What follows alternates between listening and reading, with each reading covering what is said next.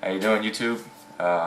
Me Los again, doing another contest video.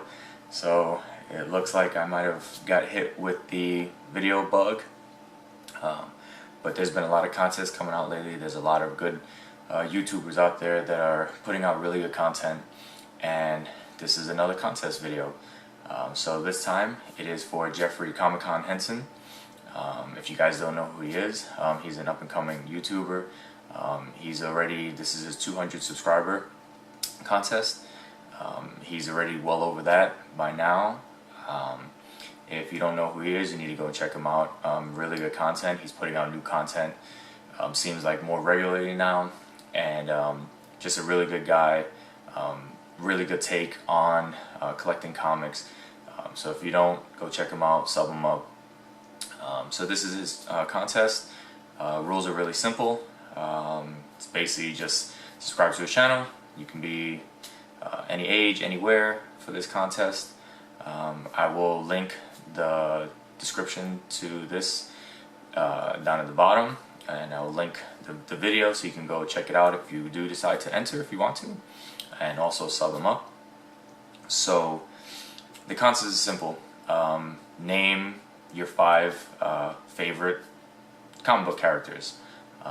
Doesn't need to be anything as far as like villain or superhero, whatever. It could be just 5 of your favorite characters. So I'm gonna run those down, and I will try to give a brief description as to why each character means something to me. So my number 1 character is Spider-Man. I believe when I just started collecting comic books, having that, the fact that he was a high school kid, he was a kid, and having powers and being able to help people and stuff like that, I think any kid at the time couldn't relate to that. He was also kind of quirky, and for somebody being book smart or whatever it is, he wasn't the coolest person. And I can honestly say that for probably most of us, I know myself, I definitely wasn't the coolest person. I wasn't in the cool crowd or whatever you want to call it. So I kind of related to that. So that's kind of why, I always dug Spider-Man. My number 2 guy is Wolverine. There's probably going to be a few X-Men characters on this list, but I'm not going to lump the whole group together. Wolverine, a little bit of a loner, but when it came down to it, he was always there for the team, for the most part. And I kind of always, resonated with that. We can all relate to, this hobby kind of being that isolated, hobby where it's, it could be very, solo, and, that, again, that kind of resonated with me. Growing up, I always was kind of like, not a loner, but I had my friends and stuff. But as far as family went, a lot of my family really didn't get the whole comic book thing of it, not as much as I did anyway. My number 3 is Batman, just because it's Batman. He is a regular guy. Aside from the money and everything else, but he doesn't have superpowers. He doesn't have anything like that, and that's again something that people can kind of relate to. It's like, oh well, if I had so much all types of money in the world, and just infinite resources, and then you always thought, hey, well, I could be Batman.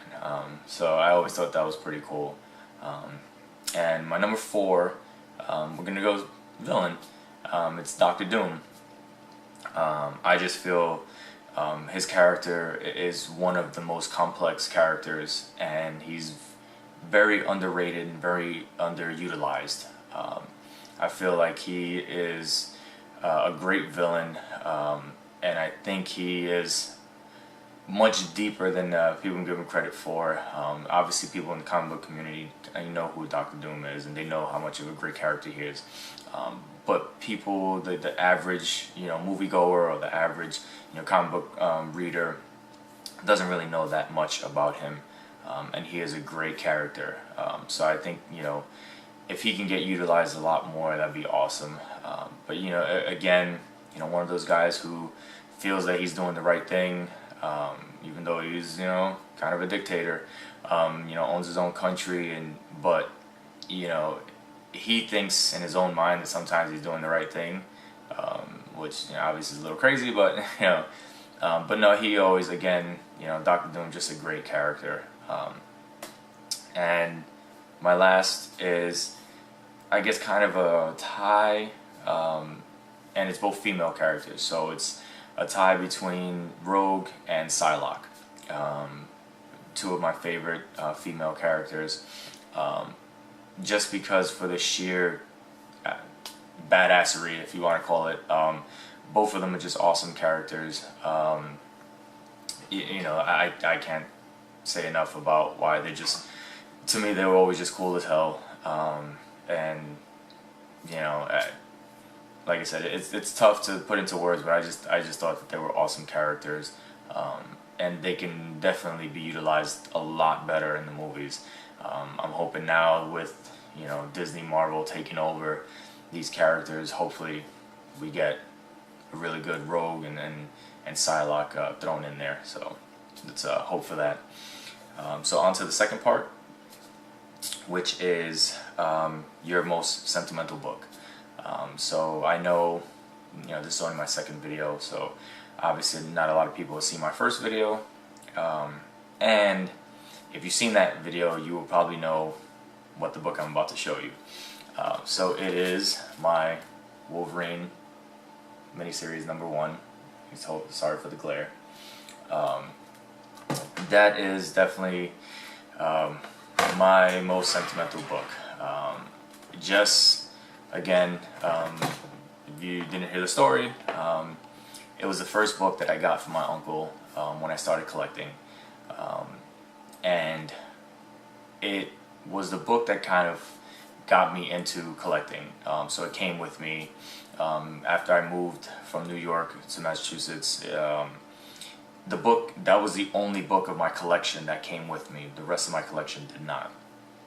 And you know, as I started getting back into collecting, that was again one of my key issues, and things happened. Ran into a little bit of financial hardship, and I needed to find a place, needed some quick money, so of course I had to sell my collection, and that was one of the books I had to sell, which was tough because, like I said, I had that book for over, you know, 10 years at the time, or whatever it was. So it was tough. And then when I met my wife, or at the, you know, at the time my girlfriend, she ended up buying me this book, the one that I'm holding now. She bought me this book for, I believe it was either my birthday or Christmas or something like that. Didn't know the story behind why this book was so significant to me, and so it was just funny that the universe, I guess, has a way of bringing things back, because it came back to me, and you know, like I said, she didn't know why, but it was just a really significant book. Like I said, it was my first book that I got when I got into collecting, so it was awesome to have that book back in my collection. And I'm kind of gonna do a twofer, so kind of like it's almost up there as well. So it's a book that I never thought I would be able to own. It was always too expensive or whatever it is for some reason. I just never thought I was gonna have this book. But when I did finally able to get it, acquire it, I also was able to get a signature on it. So it is my Avengers #4. First Silver Age cap, signed by Stan Lee. So this again is very significant to me because, like I said, it's one of those books that I never thought I was going to own, and then let alone to actually have Stan Lee's signature, be able to meet him, being able to shake his hand, spend for a few brief moments with him, and just kind of like interact with him. That was awesome. So again, that's one of the reasons why it's, you know, very sentimental to me as well. But those are my two books. Those are my 5 characters, and I hope you enjoyed this video. And like I said, everything will be in the description down below, and if you have the time, go check out Jeffrey's page, and if you want, join the contest, and I will see you guys later.